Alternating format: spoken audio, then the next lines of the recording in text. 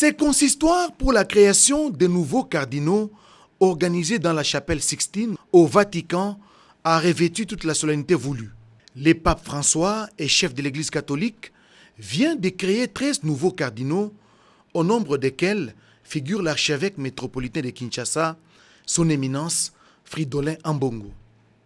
Les 13 cardinaux ainsi créés ont été présentés à l'assistance. Fridolin Ambongo, 59 ans, remplace ainsi le cardinal Mosengo, admis à l'éméritat. En élevant au rang de cardinal l'artisan de la transition au Congo démocratique et l'inlassable défenseur du peuple congolais, le pape François promeut ainsi un modèle d'église au service de l'homme, de la justice sociale et de la paix. Fridolin Ambongo occupait jusqu'à son élévation les postes de vice-président de la CENCO, Conférence épiscopale nationale du Congo. La RDC a été représentée au sommet par le chef de l'État et président de la République, Félix Antoine Tshisekedi Tshilombo, qui a conduit une forte délégation des officiels congolais.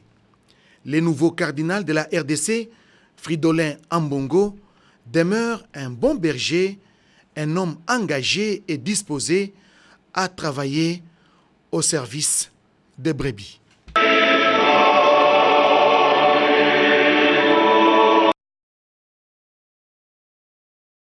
Nous nous sommes rencontrés avec le directeur général à un moment qui est important pour mon pays, la RDC, puisque nous sommes dans un nouveau climat institutionnel. Nous avons une population jeune, 70% de la population a moins de 35 ans.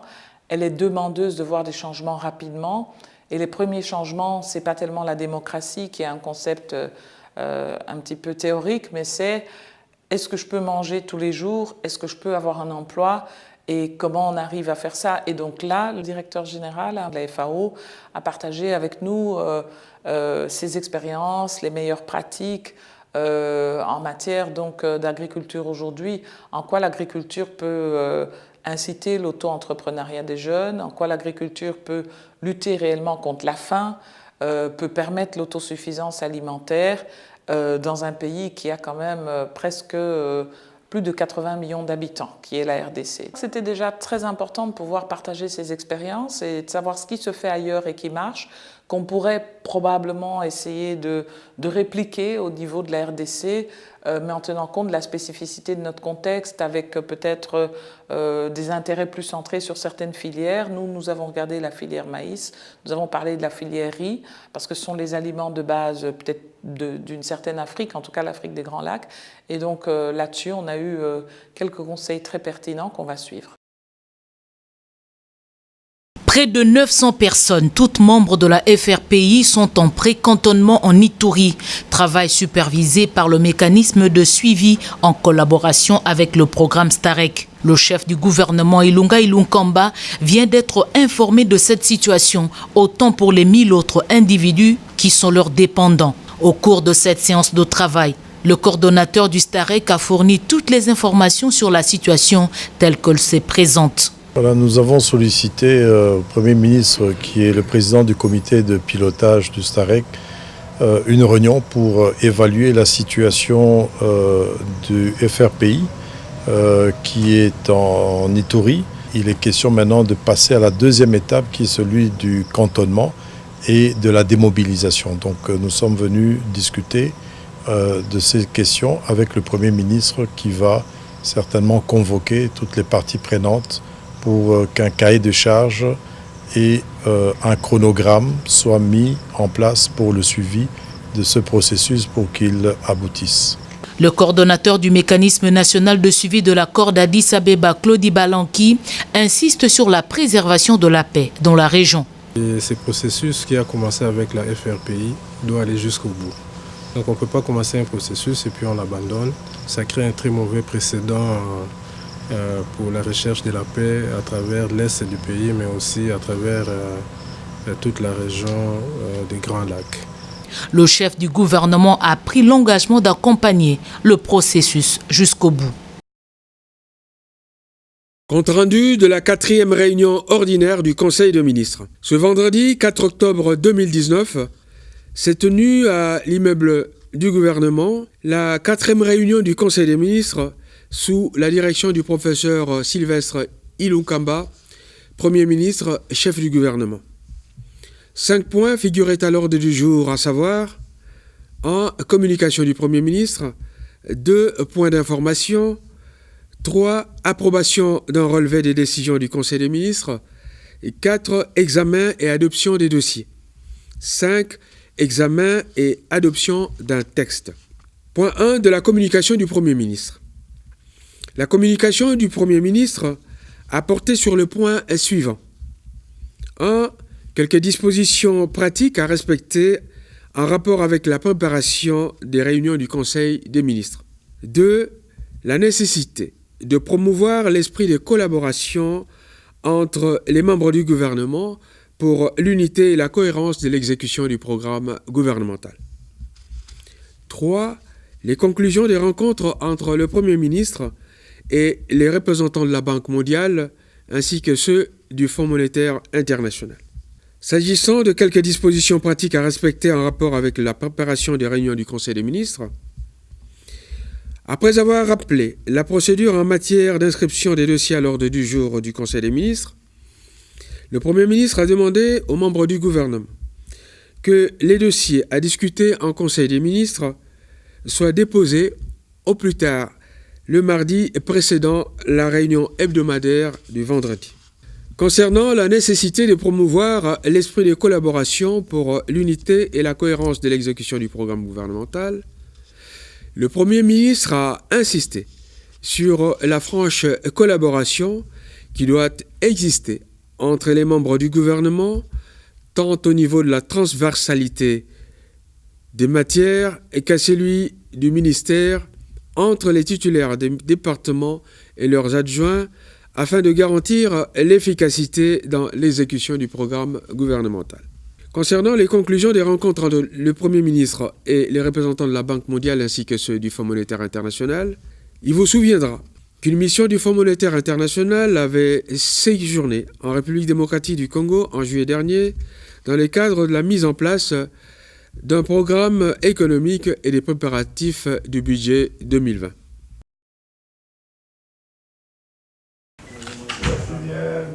Le Sénégal compte soutenir la République démocratique du Congo dans plusieurs domaines, notamment dans les domaines de la sécurité. Question d'appuyer la vision du chef de l'État Félix-Antoine Tshisekedi Tshilombo qui met l'homme au centre de ses actions. L'ambassadeur de ces pays en poste à Kinshasa, Papa Talam Diao, l'a signifié au vice-premier ministre, ministre de l'Intérieur, Sécurité et Affaires coutumières, Julbert Kankonde Malamba, au cours d'un tête-à-tête à son bureau de travail. Il a dit tout son plaisir de me recevoir et également sa disponibilité à travailler avec le Sénégal pour donc la promotion de la coopération entre nos deux pays en matière d'intérieur. Le secteur de l'administration publique intéresse aussi le pays de Macky Sall. Dans tous les domaines qui embrassent donc les questions du ministère de l'Intérieur, que ce soit la police, que ce soit l'administration territoriale ou autre. Par exemple, chez nous, même les élections sont coachées par le ministère de l'Intérieur. Donc nous avons un petit peu discuté de tout cela. La RDC qui reste ouverte au monde entend partager son expérience en matière sécuritaire et de gestion avec d'autres pays du continent. C'est dans ce cadre qu'il faut placer cette entrevue.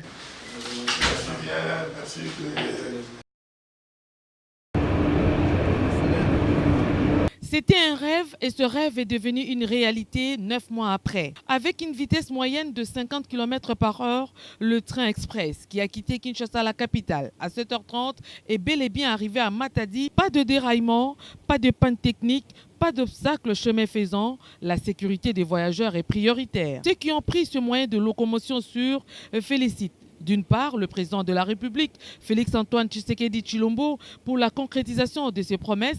C'est un sentiment de satisfaction et c'est une manière de concrétiser la vision du chef de l'État, M. Félix-Antoine Tshisekedi, améliorer ses conditions de transport. Voilà pourquoi, après 9 mois d'arrêt de service, par son impulsion, on a remis cet outil de production en service. et de l'autre, le directeur général de la société commerciale de transport et des ports d'Odelaya qui ne ménage aucun effort pour que les Congolais voyagent dans de bonnes conditions. Tout le samedi à 7h30, le train prend son départ pour Matadi et le retour de Matadi vers Kinshasa, c'est le dimanche. Départ également de Matadi à 7h30 pour Kinshasa.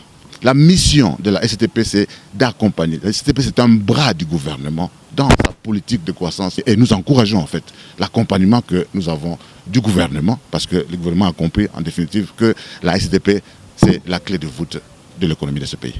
Le long du parcours, les villageois, abandonnant leurs travaux champêtres, accouraient pour satisfaire leur curiosité. Tous se réjouissent du retour de ces trains luxueux et souhaitent aussi la reprise du train ordinaire. C'est un milieu enclavé.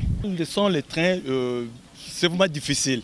C'est vraiment difficile. Et surtout les gens qui habitent le milieu. Parce qu'ils ont eu une difficulté d'évacuer leurs marchandises. Les vendeurs ambulants, eux, voient déjà leur chiffre d'affaires prendre de l'ascenseur. Celui qui était aux commandes de ces luxueux trains voyageurs ne cache pas sa satisfaction. Le sentiment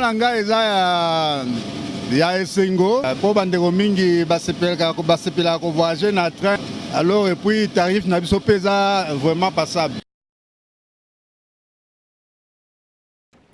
La célébration de la journée mondiale de l'enseignant intervient un mois après la rentrée scolaire en République démocratique du Congo. Une rentrée marquée par la décision du gouvernement d'assurer sans faille, au niveau du cycle primaire, la gratuité de l'enseignement des bases.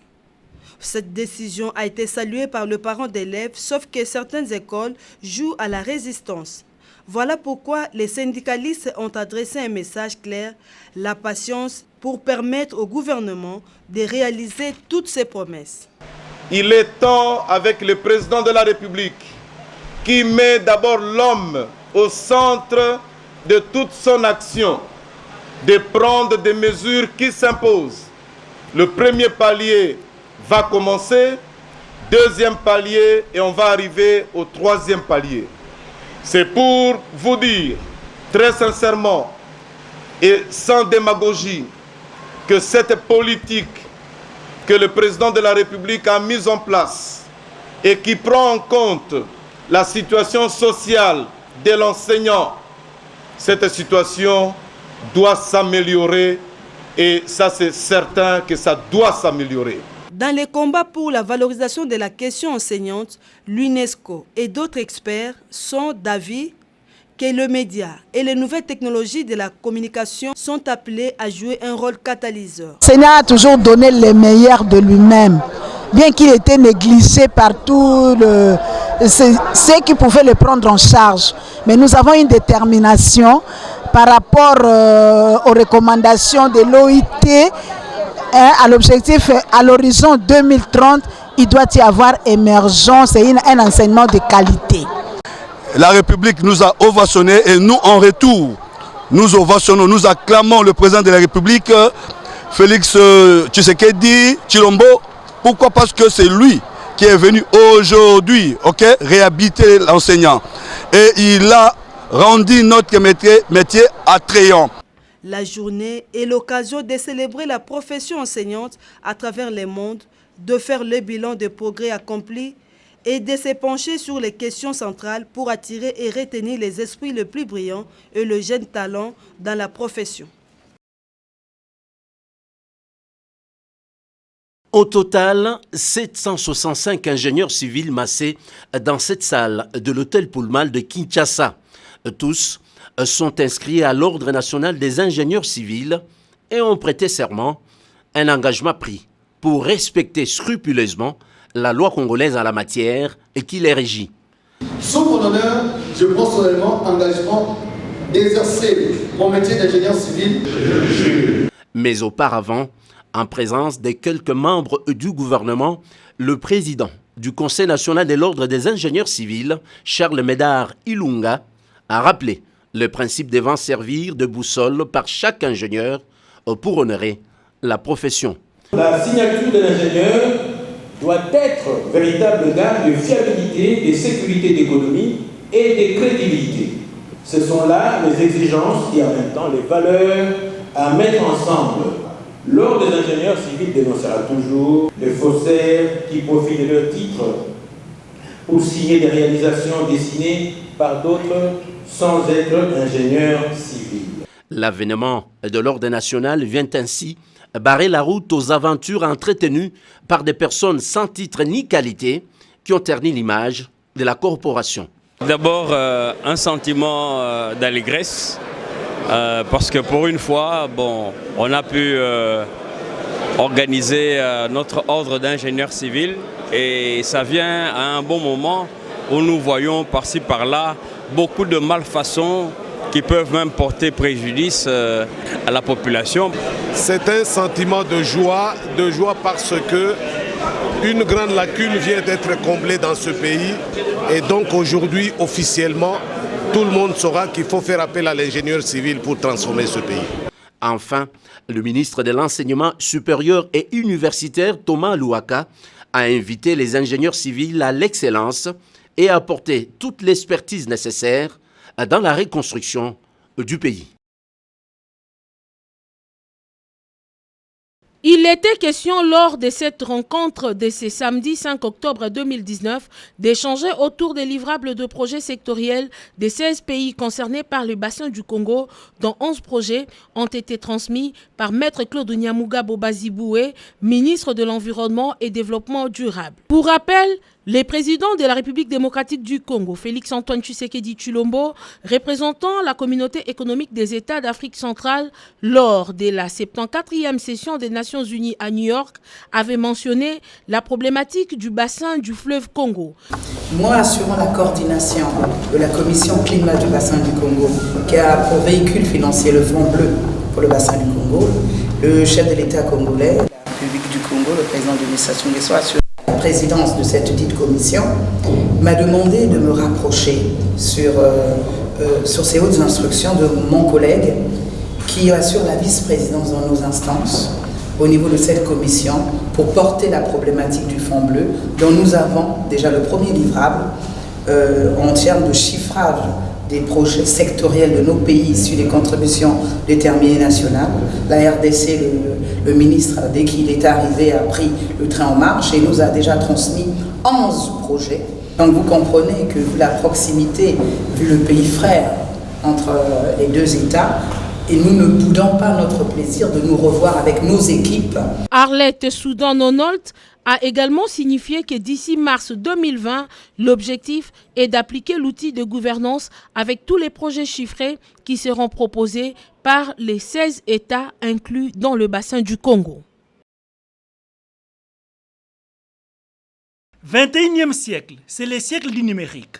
Tout développement doit s'accompagner de cet outil électronique. La Banque africaine de développement BAD, avec l'appui financier du projet PADIR, veut instaurer le système d'enregistrement et de numérisation d'exploitation de la production paysanne, incluant plusieurs secteurs, agriculture, élevage et autres. Le directeur de cabinet du ministre du Développement rural a, au nom du ministre, Guy Mikulu Pombo, ouvert ces assises tenues à Vénus dans la commune de la Gombe. Le développement de la République démocratique du Congo à partir de la base, ce qui met le ministère du Développement rural dans une position stratégique pour l'atteinte de la mission confiée par le peuple congolais. Cet atelier inaugure une nouvelle ère dans l'enregistrement des données statistiques agricoles du monde rural et la mise en place d'un modèle numérique d'enregistrement des exploitations agricoles permettra d'avoir des données statistiques fiables pour une évaluation objective de performance. Au cours de cet atelier, M.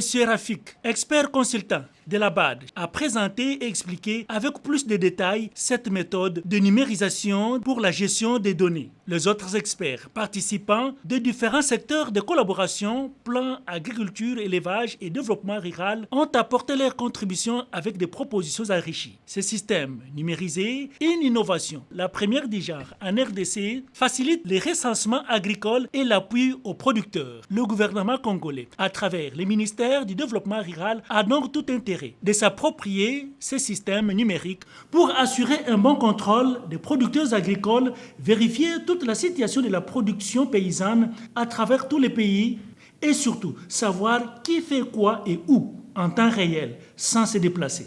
Il est important de noter que l'expérimentation de ce nouvel outil numérisé avec un questionnaire d'enquête adopté va accompagner les projets ProAder qui comprend 7 provinces, à savoir le Congo central, l'ancien Grand Bandundu et l'ancien Grand Kasaï. Projet placé sous la tutelle du ministère du Développement rural.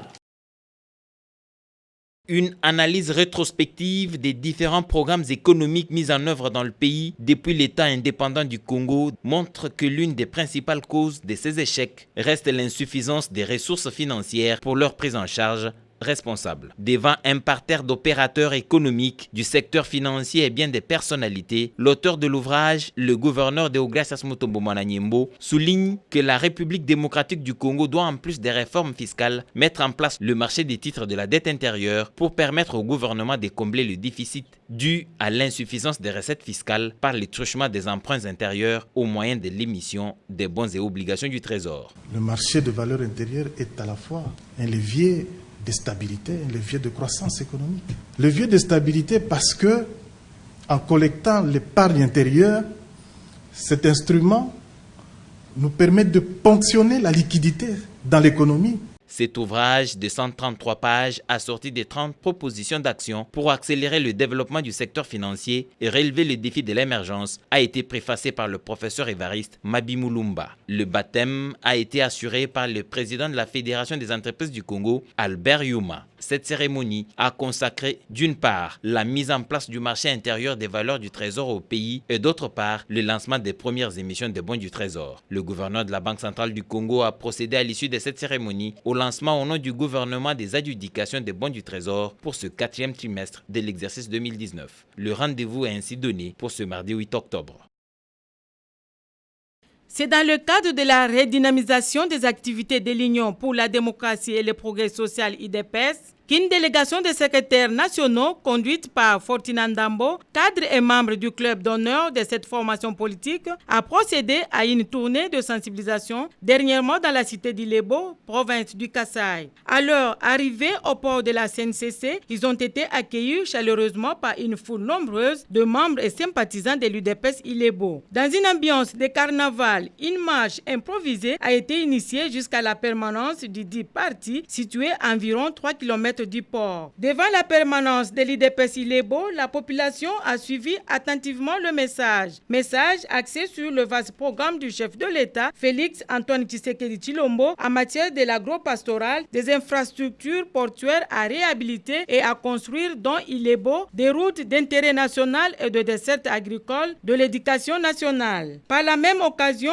un vibrant appel a été lancé particulièrement à tous les membres de l'IDPS à demeurer soudés et à faire adhérer d'autres Congolais aux valeurs que défendent l'IDPS pour baliser les échéances futures. Une visite dans les territoires d'Ilebo qui n'était pas du tout repos, la dite délégation a tenu des réunions marathon avec diverses structures du parti et d'autres notabilités du territoire d'Ilebo. L'autre étape, c'est celle de la visite des écoles pour s'enquérir de réalités dans les domaines de l'éducation. Une visite guidée dans l'usine de la production de l'huile de palme à Mapangu, à environ 60 km de la cité d'Ilebo, a bouclé leur séjour de travail dans cette partie du pays.